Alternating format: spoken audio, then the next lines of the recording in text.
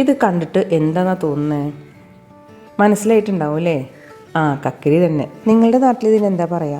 എന്തായാലും ആൾ ഭയങ്കര അവശനായിട്ടിരിക്കുകയാണ്. ഈ ചൂടിന് ജ്യൂസാക്കി എടുക്കാൻ എന്ത് കിട്ടിയാലും സന്തോഷമല്ലേ? ഈ ഒരു കക്കരി കൊണ്ട് തന്നെ പല രീതിയിൽ ജ്യൂസ് എടുക്കാം. ആദ്യം തന്നെ ഇദ്ദേഹത്തിന് ഒന്ന് ക്ലീൻ ആക്കി എടുക്കട്ടെ. ഈ തൊലി സുഖമായിട്ട് ഇങ്ങനെ വലിച്ചെടുക്കാം. ഇത് നല്ല കറക്റ്റ് മൂത്തത് കൊണ്ട് തന്നെ ഇതിന്റെ പൾപ്പ് നല്ല സോഫ്റ്റ് ആണ് കേട്ടോ. ഈ മഞ്ഞകട്ട എന്നൊക്കെ പറയില്ലേ, അത് തന്നെ. ഇപ്പോൾ നമ്മൾ ഈ കുരുവിന്റെ ഭാഗമാണ് എടുക്കുന്നത്. വേറൊന്നും ചെയ്യാനില്ല. ഈ കുരുവിൻ്റെ ഭാഗങ്ങൾ ഒരു അരിപ്പയിലേക്ക് മാറ്റി നന്നായി അരിച്ചെടുക്കുക. കട്ടി കൂടുതൽ തോന്നുന്നുണ്ടെങ്കിൽ കുറച്ച് വെള്ളവും ചേർക്കാം, പിന്നെ മധുരത്തിന് പഞ്ചസാരയും.